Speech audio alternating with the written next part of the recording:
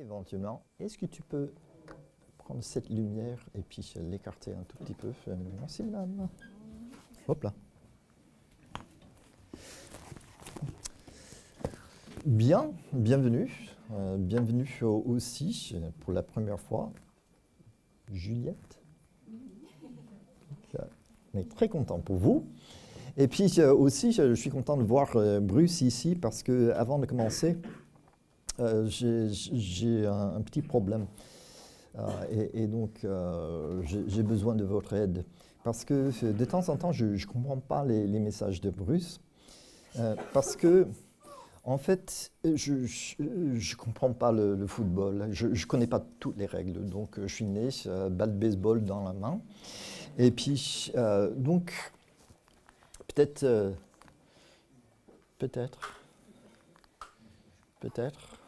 c'est allumé. Donc, hop. Bon, éventuellement, au secours. Et puis, parce que... Tu peux vérifier les piles. Voilà, oui, ça c'est un sport. Mais le foot, donc expliquez-moi, parce que j'aime bien, je regarde, mais bon, je vois il y a des positions différentes, donc des rôles différents. Expliquez-moi ces rôles. Faut que tu viennes à la Wake Up pour le 15 juin. Pour le foot, Le 15 juin. Ah, ok. Ouais, j'ai entendu. Oui, il y a match de quelque chose. Donc, c'est défenseur, attaquant. Et milieu de terrain. Et gardien. Les gardiens. Ouais, c'est le grand qui est devant la cage. Ouais, c'est compliqué le foot. Ouais. Donc, je retourne pour le baseball. C'est pire. Une fois, Réjeanne est venue avec son... Tu t'en souviens? Donc, elle fait partie d'un groupe de bridge franco-américain. Et puis, c'est pour la langue.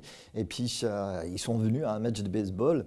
Et donc, elle voulait que j'explique. Et donc, il y avait une phase de jeu. Et pour moi, c'était tout simple. Donc, ce qui se passait, ils étaient complètement paumés. Et quand j'ai essayé d'expliquer ça, je me suis dit, effectivement, c'est un peu compliqué. Donc, mais pour le foot, donc, il n'y a pas que des attaquants. Mais je ne comprends pas parce que normalement, le but dans le match, c'est d'avoir plus de points que l'autre équipe, non? Donc, ce serait logique d'avoir que des attaquants. Non. On y va, non? Il faut aussi protéger quand même. Ah, ok. Donc, on a besoin d'une certaine diversité dans l'équipe, des rôles différents. Alors, on va revenir à cette idée d'équipe.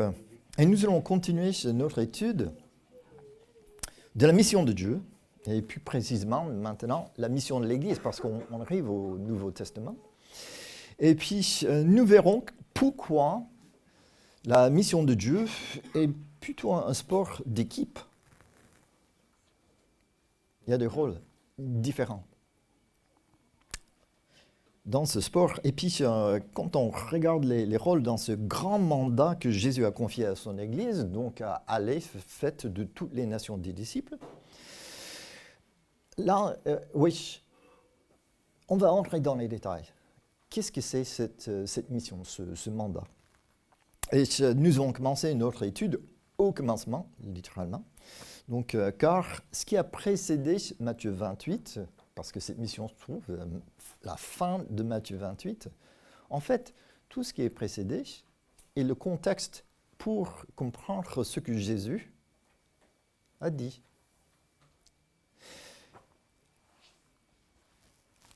Nous avons vu mission créationnelle, et puis là, dans cette mission, Dieu, en fait, il a tout créé et il bénit.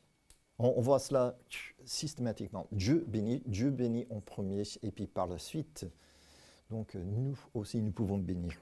Et puis, Dieu bénit sa création, il délègue la responsabilité à Adam et Ève, déjà lui obéir et de bénir la planète et ses habitants en les protégeant au nom du Créateur. Et donc, cette mission n'a été jamais révoquée.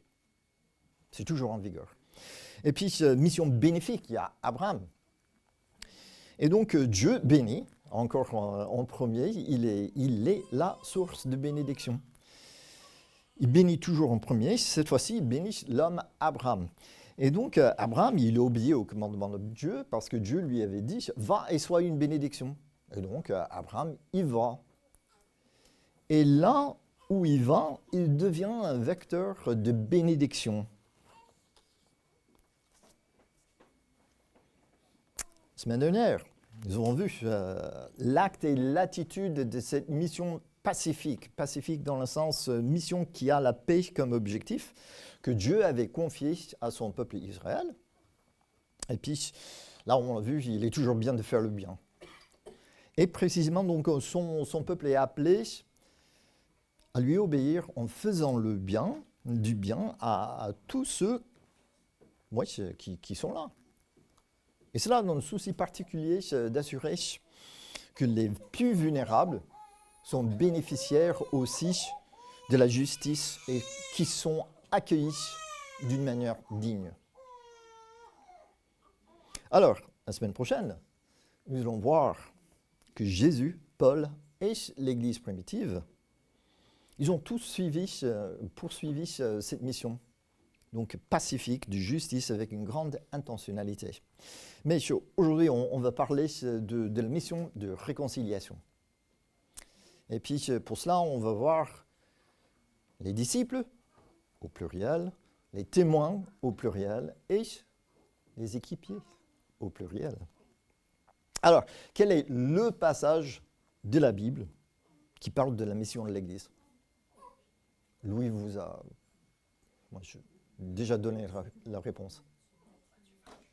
Matthieu 28. Ouais. Donc c'est Matthieu 28. Ouais, ça c'est un ancien là. Donc, allez, donc, dans le monde entier, faites des disciples parmi tous les peuples, baptisez-les au nom du Père, du Fils, du Saint-Esprit, et enseignez-leur à obéir à tout ce que je vous ai prescrit. Alors, pour cela, nous allons déjà faire notre pause théologique et nous allons examiner la grammaire et puis nous allons théologiser. Je vais inventer des mots ce matin. Et puis, donc là, hop, ouais. Donc, la grammaire. Où sont les commandements dans cette phrase? Les impératifs, donc les verbes à l'impératif, c'est un commandement. Donc, qu'est-ce qu'il faut faire selon Jésus?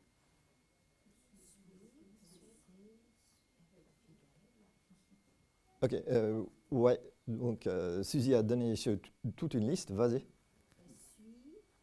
Suivre. Ah. Désolé. C'est celle-là. Oui, on a déjà la réponse, mais c'est bon pour moi, parce que... Ouais, désolé. Quels sont les verbes? Faites, faire, aller, aller. Baptiser, ouais. Enseigner. Non. Je suis désolé, je vois que la matinée sera longue, parce que... non, en fait, dans la phrase, il n'y a qu'un verbe à l'impératif. C'est simplement les traducteurs. Donc, et le verbe est discipler. Comme j'ai dit, je vais inventer des mots. Mais c'est ça le verbe qui est à l'impératif et les autres donc suivent ce verbe, ce commandement. Que? Ils ne sont pas à l'impératif. Non. Non. Et puis, dans le grec, oui. Ouais, et vous pouvez contrôler dans les versions différentes. Donc, vous verrez, par exemple, enseigner, les enseignants, les baptisants, les enseignants, choses comme ça. Donc, et puis, c'est parce que le commandement, c'est discipler, faites des disciples. Ok, ça contrôle tout le reste. C'est la mission. Faire des disciples. Et alors, aller, baptiser, enseigner, ce sont des participes. Et comme ça, donc, parfois, les traducteurs, ils disent, discipler, faire des disciples, ça veut dire que les autres sont à l'impératif aussi. Donc, aller, baptiser, enseigner. D'autres, ils disent, c'est simplement la manière de faire des disciples. Et donc, en allant, les baptisants, les enseignants, mais ce qui est au cœur, ce qui est au centre, c'est faites des disciples. Okay. Ça, c'est la mission. En allant discipler, si l'on veut. C'est une possibilité. Mais la grande mission, c'est vraiment faites des disciples. Alors, qu'est-ce que ça implique, faire des disciples ? Et puis, déjà, il faut savoir, c'est quoi un disciple ? Être un disciple. Et donc, là, pour comprendre, en fait, Matthieu, il a déjà pris 27 chapitres pour expliquer ça. Nous avons l'exemple. C'est lui qui emploie le mot le plus souvent des évangélistes. Ouais.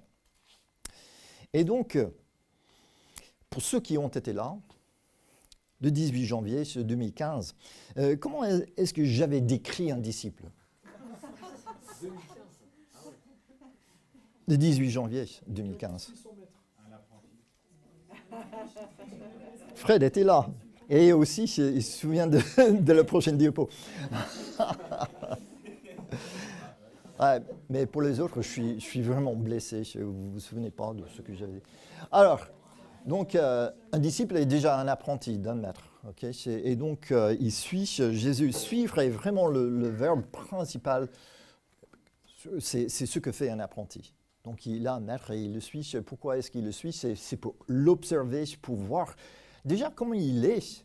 Et donc, ce qu'il fait aussi pour l'écouter, écouter son cœur et aussi sa philosophie, donc ses explications, voir ses astuces, tout ça. Il suit son maître. Et nous, on suit Jésus aussi. Il place sa foi en Jésus, il est fidèle à l'enseignement de Jésus. Il porte du fruit grâce à sa relation avec Jésus.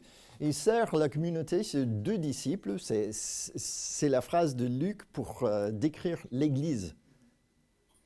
La communauté des disciples.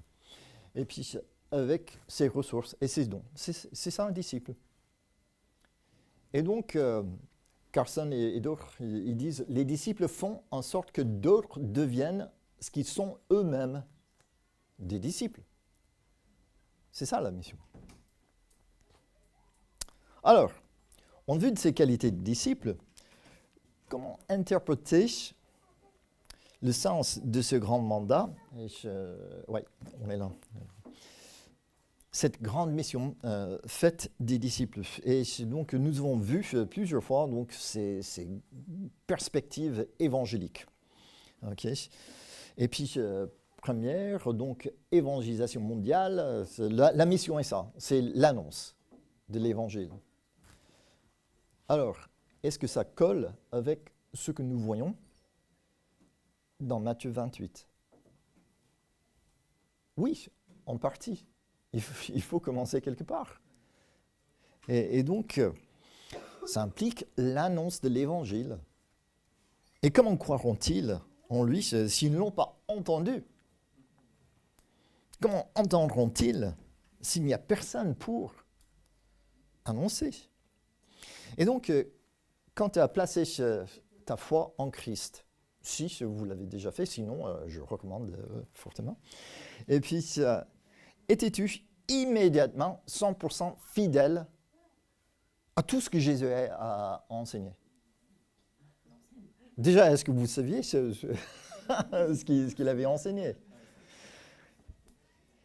Et donc, est-ce que tu savais donc, servir les autres avec tes dons ? Des dons ? Est-ce que j'ai des dons ? Vous voyez, donc, oui, l'annonce fait partie de cette mission, mais pas que. Il y a beaucoup plus. Et donc, si nous sommes tous attaquants, à 100% dans notre équipe, qui enseignera ce que Jésus a prescrit ? qui accompagnera pour apprendre à aimer Dieu, à aimer les autres, qui formera et aidera la personne à cultiver ses dons pour qu'elle puisse servir les autres. Vous voyez ça, juste comme je viens d'apprendre pour le foot, Bruce, je comprends maintenant. Donc, mais c'est aussi comme ça au baseball. Et puis, nous aussi, en tant qu'Église, on est une équipe et on a besoin des rôles des personnes différentes pour servir avec leurs dons et puis dans des rôles différents pour poursuivre cette mission de Jésus, la mission de l'Église. Alors, si l'évangéliste, son rôle, c'est indéniable, donc on a besoin des évangélistes. Comme dit Francky, vous connaissez Francky? Pour certains, pour d'autres, c'est notre ancien pasteur, Frank Seguin. Et puis, il a écrit un livre formidable, L'évangélisation durable. Okay.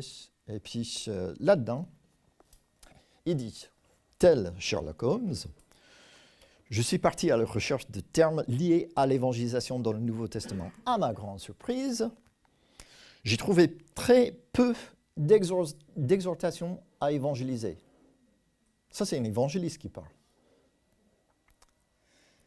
Visiblement, la mission de l'Église ne se concentre pas sur l'évangélisation, mais sur la nécessité de faire des disciples. Notre mandat n'est pas d'amener des gens à la conversion, faire des convertis, mais de former des disciples.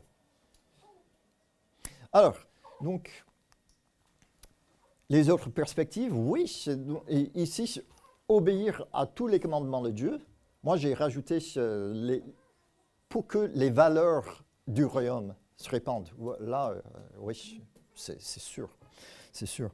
Et puis, cette deuxième perspective, amour et l'annonce, obéir aux deux grands commandements de Dieu, aimer Dieu, aimer les autres. Oui, Jésus, il est dit, juste comme c'est dit dans l'Ancien Testament, et aussi être des témoins fidèles, et c'est ce qu'on va regarder. Parce qu'il y a un deuxième grand passage qui parle de la mission de l'Église, c'est Jésus qui parle à ses disciples. Et puis, en privé, en fait, il dit ceci. Le Saint-Esprit descendra sur vous, vous recevrez sa puissance, et vous serez mes témoins à Jérusalem, dans toute la Judée et la Samarie, jusqu'au bout du monde. Et puis, donc, les apôtres, ils ont commencé à évangéliser ici. C'est là où ils étaient. Et puis, par la suite, on voit l'évangile va au sud, va au nord, et puis aux extrémités de la terre, parce que c'est tout petit ici, dans tous les sens. C'est aussi ça, la mission. C'est l'étendue de la mission. Et pour cela, j'invite Marion à venir, parce que elle va partir en mission, et puis elle va retourner là où tout avait commencé. Voilà. Est-ce que je prends un micro? Oui.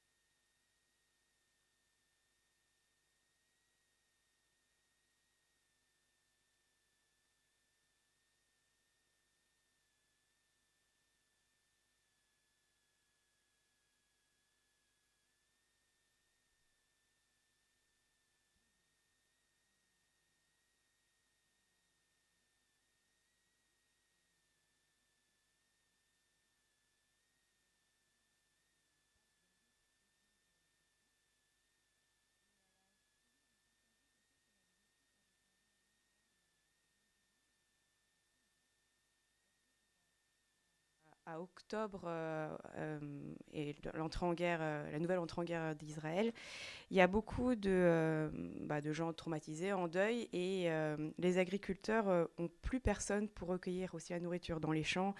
et les enfants sont déscolarisés. Enfin voilà, il y a plein de gros problèmes.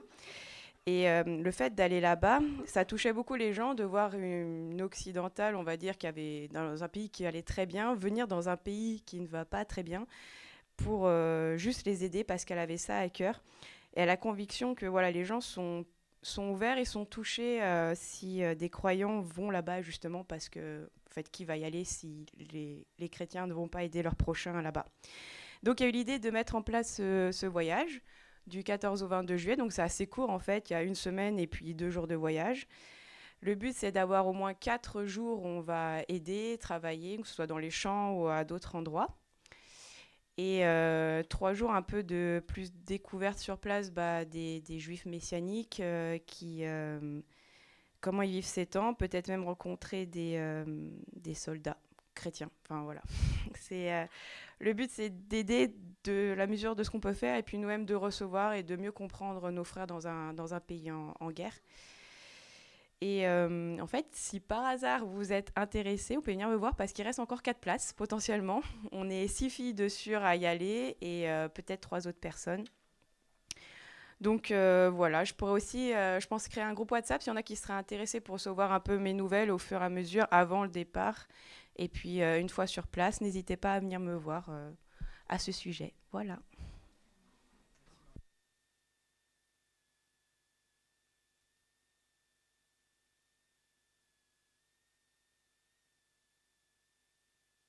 Occuper de ça. Et puis là, c'est excellent ce qu'elle fera, parce que si vous vous souvenez, donc mission créationnelle, aide aux agriculteurs, donc ça fait partie de la planète, aide humanitaire, mission bénéfique, et puis aide aux femmes prostituées, donc mission pacifique, la justice. Et donc on voit la mission a plein de possibilités, beaucoup de possibilités pour servir Dieu en mission. Et puis, donc, Jésus, encore une fois, il dit à ses apôtres, le Saint-Esprit descendra sur vous, vous recevrez sa puissance, vous serez mes témoins à Jérusalem, dans toute la Judée, la Samarie, jusqu'au bout du monde. Et puis, là, le témoignage des apôtres consistait en quoi? Parce qu'ils étaient les témoins oculaires. Donc ils étaient là, ils avaient vécu avec Jésus, ils l'ont entendu, et puis ils ont tout vu. Alors, Luc, Jésus leur dit, ainsi, il est écrit que le Christ souffrirait, ça ils ont vu. Il ressusciterait, ça ils ont vu. Ressusciterait des morts le 3e jour. Ils étaient les témoins de cela. Donc, que la repentance, maintenant, voici le message. Que la repentance, le pardon des péchés serait prêché en son nom à toutes les nations, à commencer par Jérusalem. Vous êtes témoins de ces choses. Donc, il parle aux apôtres qui étaient témoins. Donc, ils ont vu, ils ont entendu. Et donc, maintenant, Jésus se confie cette mission d'aller. Voici le sens de ce que j'ai fait. Et voici le message à transmettre pour que les autres puissent être pardonnés de leurs péchés. Et alors, donc, ça c'est la mission de réconciliation. Réconciliation, c'est quoi? Alors, dans les mots théologiques, donc explication théologique, réconcilier la suppression de l'inimitié et rétablissement de la communion entre deux parties. En l'occurrence, donc, je trouve que l'apôtre Paul dit mieux. C'est par Christ que Dieu a voulu réconcilier avec lui-même, l'univers tout entier. Ce qui est sur la terre, ce qui est au ciel, en instaurant la paix. Vous vous souvenez, on avait parlé de la paix, le shalom, cette paix holistique, multidimensionnelle. Et puis, c'est ce que Jésus a fait à la croix par le sang que son Fils a versé sur la croix. Et donc, nous avons parlé de 4 séparations.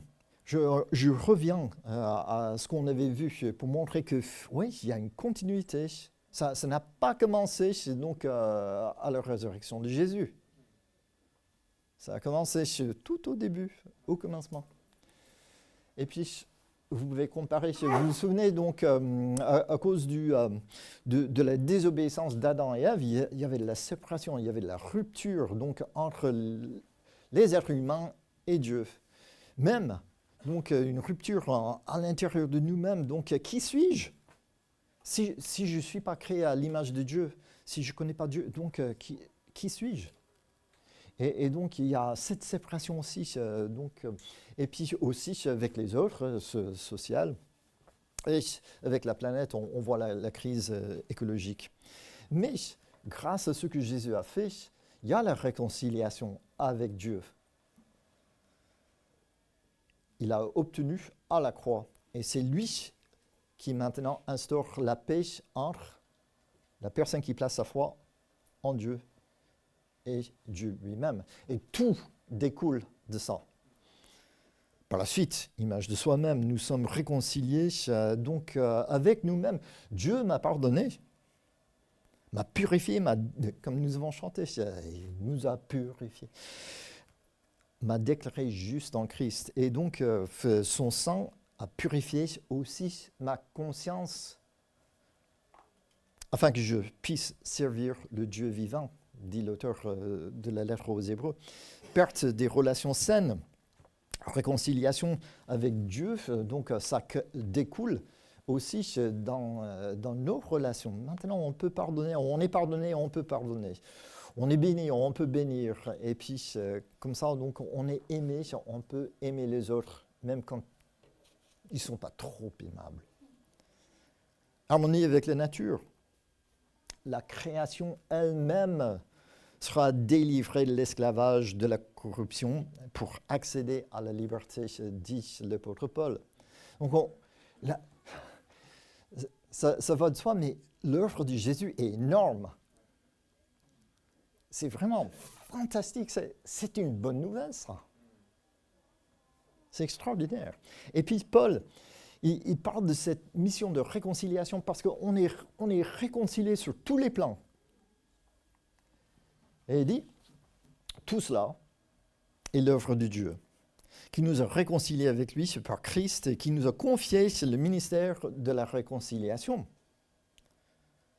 Réconcilier, donc ministère, mission. En effet, Dieu était en Christ, réconciliant les hommes avec lui-même sans tenir compte de leurs fautes.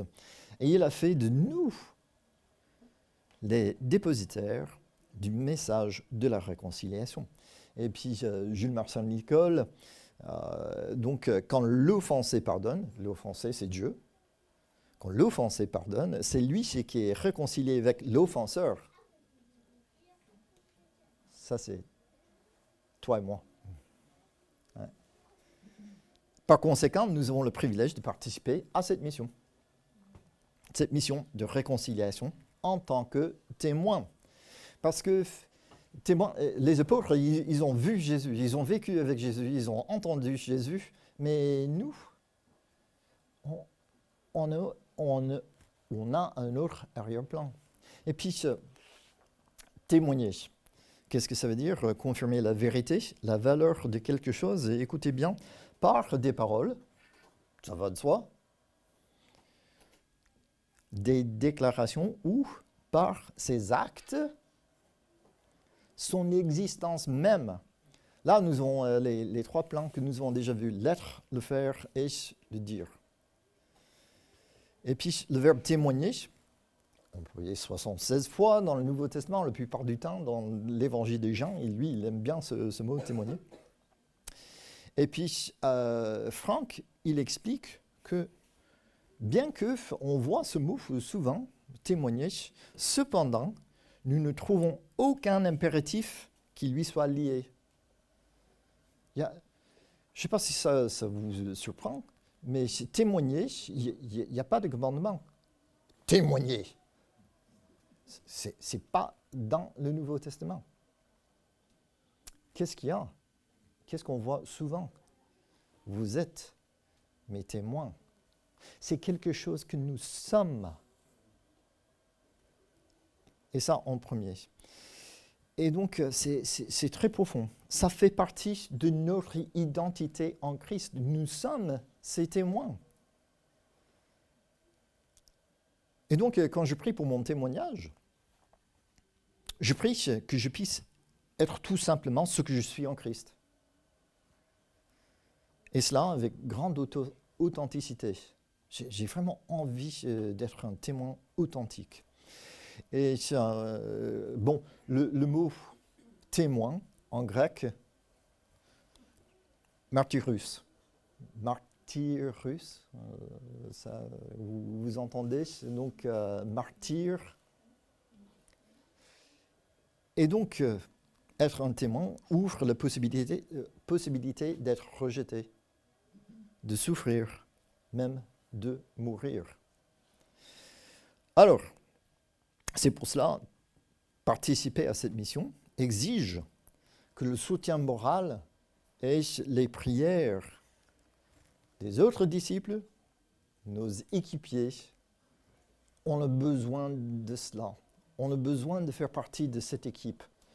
Priez les uns pour les autres, donc encouragez-vous les uns les autres. Nous avons besoin des autres pour participer à cette mission. Et puis, le témoignage, en fait, un témoignage est un indice ou une preuve. Et donc, une déclaration de ce qu'on a vu, ce qu'on a entendu, ce qu'on a perçu, servant à l'établissement de la vérité. Encore une fois, les apôtres, ils ont vu, ils ont entendu, donc ils étaient des témoins oculaires de ce que Jésus avait fait. Nous avons un autre vécu. Alors, parfois, vous aussi, je suis sûr, je dois télécharger un justificatif de domicile pour prouver, bon, pour faire l'administration, tout et tout. Alors, notre témoignage est un peu comme cette attestation. Ça sert à une preuve. Une preuve de quoi? Une preuve que Jésus a transformé ma vie. C'est ça notre témoignage. Et donc, le témoignage des apôtres, oui, c'est ce que nous avons vu, c'est ce que nous avons entendu. Nous avons, c'est plutôt comme, vous vous souvenez de l'histoire de l'aveugle-né, donc l'homme qui est né aveugle. Et puis, c'est une de mes histoires préférées du Nouveau Testament. Donc, il est né aveugle et puis Jésus le guérit. Donc, il lui rend la vue. Et là, on voit son témoignage. Et qu'est-ce qu'il dit? C'est simple, c'est basique.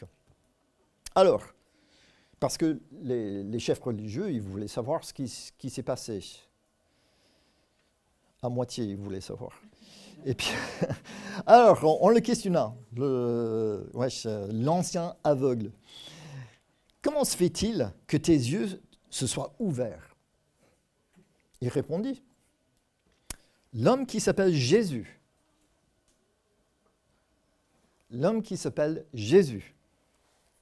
a fait un peu de boue, m'en a frotté les yeux, puis il m'a dit, va à Siloé, il y avait de l'eau, et lave-toi.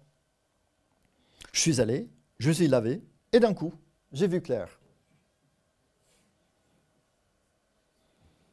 C'est son vécu, c'est tout ce qu'il savait. Mais ce témoignage a bien interpellé sur les chefs religieux. Ils ne voulaient pas lâcher le morceau. Et puis, vous pouvez lire la suite, c'est dans Jean 9. Mais c'est ça un témoignage. C'est simplement quelque chose qui oriente les gens vers Jésus. Je suis guitariste. Merci Mathieu pour la guitare ce matin. Et puis, j'aime le son. Et donc, je suis constamment à la recherche, bon, vous pouvez demander à Louise, je suis constamment à la recherche des sons qui résonnent dans ma petite tête là. Et quand je cherche du matériel de musique, pour enfin trouver le son insaisissable, bon, je sais ce que dira le fabricant. Cette guitare, elle est merveilleuse parce que voici les qualités, les détails techniques, cet ampli, ça fait tout. Etc. J'y crois à moitié. Qu'est-ce que je fais? Je vais sur le forum. Donc, pour voir ce que disent les musiciens qui s'en servent. Qu'est-ce qu'eux, ils disent? Quels sont les mérites, mais quels sont aussi les défauts? Parce qu'eux, ils disent vrai. Et puis, donc, c'est pour comparer et puis voir est-ce vraiment quelque chose de qualité ou non. Les chrétiens sont en quelque sorte des influenceurs. Comme on dit aujourd'hui, chaque chrétien recommande Jésus comme les consommateurs recommandent des produits sur les sites Internet. Car c'est ce vécu qui apporte une plausibilité à notre foi en Dieu, dit Le Queneuf dans le livre Évangile, la France sécularisée du XXIe siècle. Là, c'est une mine d'or. Ce vécu qui apporte une plausibilité à notre foi en Dieu. Et donc, là, oui, c'est comme les avis clients. Vous allez au site de la Fnac ou autre. Donc, oui, qu'est-ce que vous pensez de Jésus? Nous sommes ses témoins. Alors, si vous êtes évangéliste ici dans la salle, vous dites, ah, ok, ouais, bon, c'est bon, témoin. Mais évangéliser, alors, c'est quoi? Et donc, qu'est-ce qu'on fait? Évangélisation. Et la proclamation du Christ historique et biblique comme Seigneur et Sauveur en vue de persuader les hommes de venir personnellement à lui pour être réconciliés avec Dieu. Ça, c'est Lausanne, c'est le grand rassemblement de tous les évangéliques de la planète. Et puis, le Queneuf cite Lausanne souvent. Alors, comme pour le verbe témoigner, dans les recherches de Franck, il dit ceci. Il n'y a pas dans le Nouveau Testament de commandement explicite à évangéliser qui soit adressé à tous les croyants. Ça vous surprend? C'est Franck, donc on sait qu'il a fait sa recherche, c'est fiable. Et puis, je dois avouer que cette découverte a eu l'effet d'une bombe dans ma vie. Elle a complètement bousculé ma conception de l'évangélisation. Ça, c'est un évangéliste qui parle. Donc, il serait dommage, écoutez bien, il serait dommage de faire peser la culpabilité sur le dos de tous les disciples de Jésus pour qu'ils évangélisent, alors que la Bible ne le commande pas explicitement. Encore une fois, donc, oui, en discutant avec d'autres aussi, parfois il y a de la culpabilité dans l'évangélisation, je ne fais pas assez, etc. Mais donc on voit ce que Franck a découvert dans la Bible. Et puis en fait, Christian Schwartz, il a fait, on a le livre ici, il a fait une étude sur 1000 églises dans le monde entier. Et puis là, il a trouvé qu'il y a, selon lui, environ 10% des membres de l'Église qui ont le don d'évangéliste. 10%. Pour les autres, nous sommes ses témoins. Et donc, par conséquent, nous formons une équipe. Les témoins témoignent. Nous sommes ces témoins. Et donc, les témoins témoignent. Ce qui prépare le champ, ce champ de mission pour les évangélistes qui évangélisent. Et aussi, c'est parce que nous formons une équipe, cette équipe qui est l'Église, le Queneuf explique.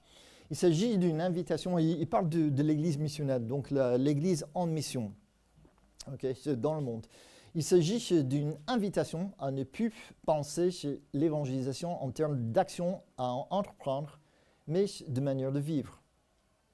Ça, c'est le CNEF qui l'a dit. Donc, CNEF, c'est Conseil national des évangéliques de France. Donc, ça représente les dénominations françaises donc, évangéliques. Il s'agit de se risquer à vivre l'évangélisation en tant que communauté plutôt qu'en tant qu'individu. On a besoin les uns des autres. Et c'est pour cela que nous sommes équipiers. La mission de discipler les nations. Faire des disciples comprend l'annonce de l'évangile et beaucoup plus. Vu l'étendue de cette grande mission de Jésus, faite de toutes les nations des disciples, personne ne pourra tout faire et puis l'accomplir tout seul. La mission de l'Église est véritablement un sport collectif, un sport d'équipe. L'Église est une équipe et nous sommes les équipiers.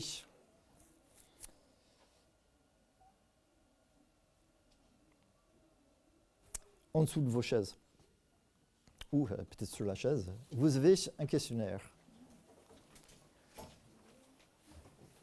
Ça se trouve dans le livre de Franck. Et puis,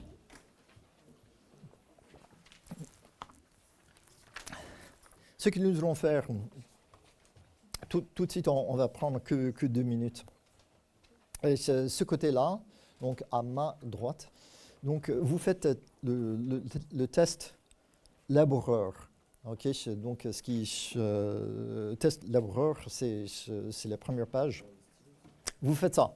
Il y a que cocher, oui, non. C'est que pour vous. Donc, vous ne mettez pas vos noms. Ouais. Et puis, c'est simplement donc, pour voir comment Dieu vous a fait ici au centre, donc test semeur. Okay, et puis, à gauche, donc test moissonneur. Comme ça, vous pouvez voir ce qu'il faut faire. Oui, Manu, peut-être tu peux distribuer vous pouvez faire, voir en quoi ça consiste, et puis à la maison, vous faites le reste. Et puis, dans 15 jours, quand nous aurons le forum pour discuter, revenez avec les feuilles. Ça sera dans l'anonymat, mais je pense que ça pourrait aider les anciens à voir donc, la composition de cette équipe. Donc, les personnes qui ont les tendances, les personnalités, tout. Donc, ici, test laboureur, test semeur et puis test moissonneur. Et puis, encore une fois, à la maison, vous pouvez lire donc, les citations du livre de Franck. Et je pense que ça vous donnera aussi envie de lire le livre parce qu'il est franchement excellent. C'est parti. Maintenant, vous n'avez que 90 secondes.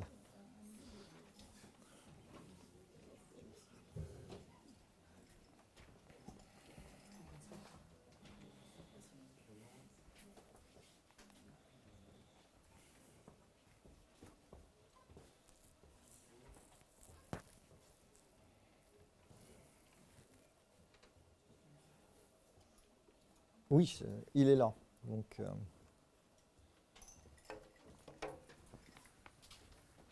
merci Manu. Et dépêche-toi.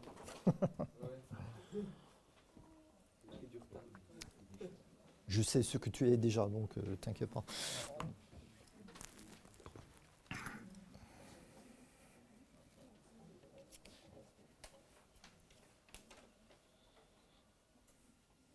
Si vous êtes rapide, continuez. Mais...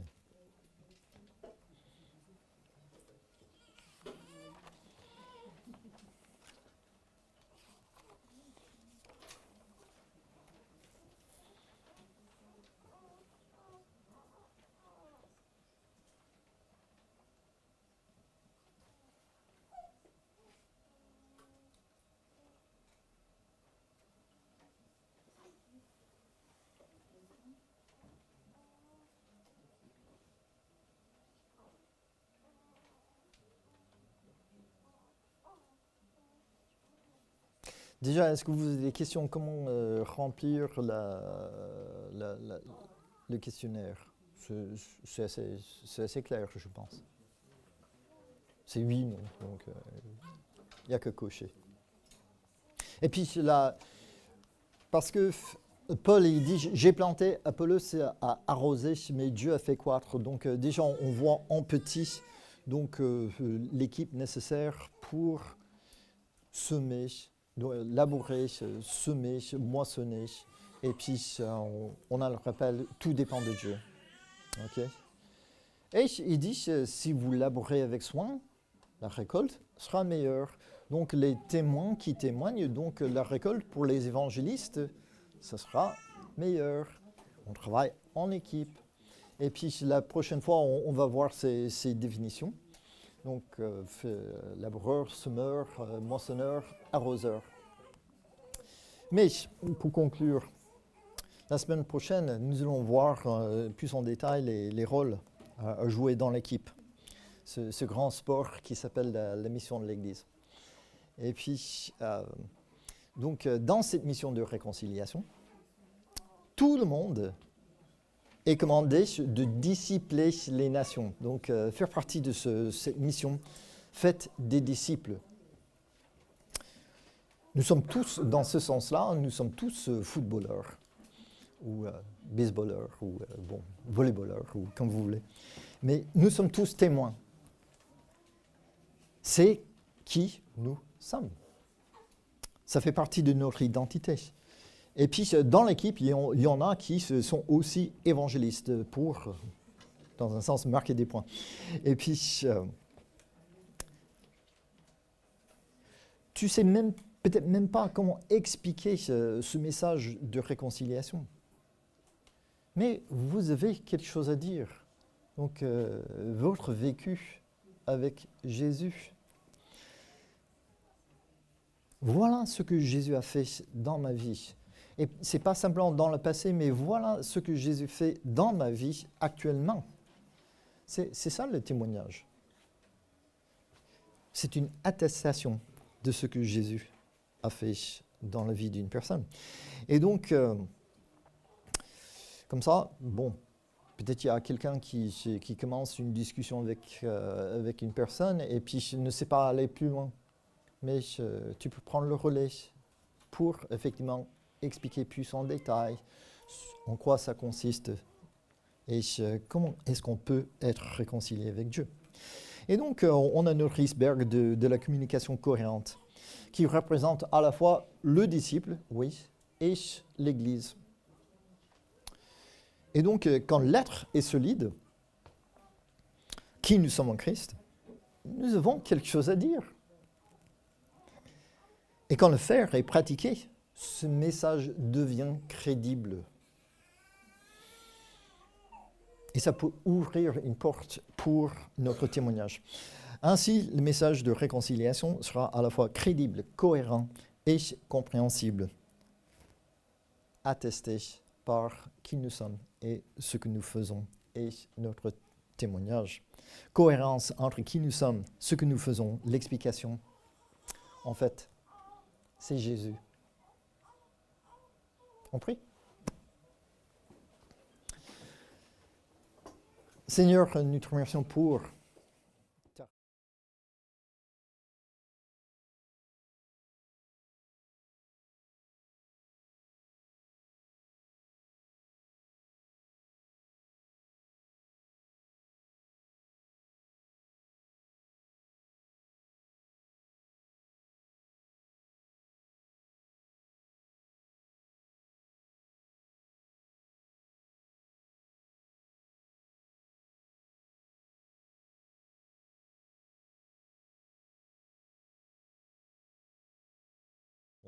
Amen.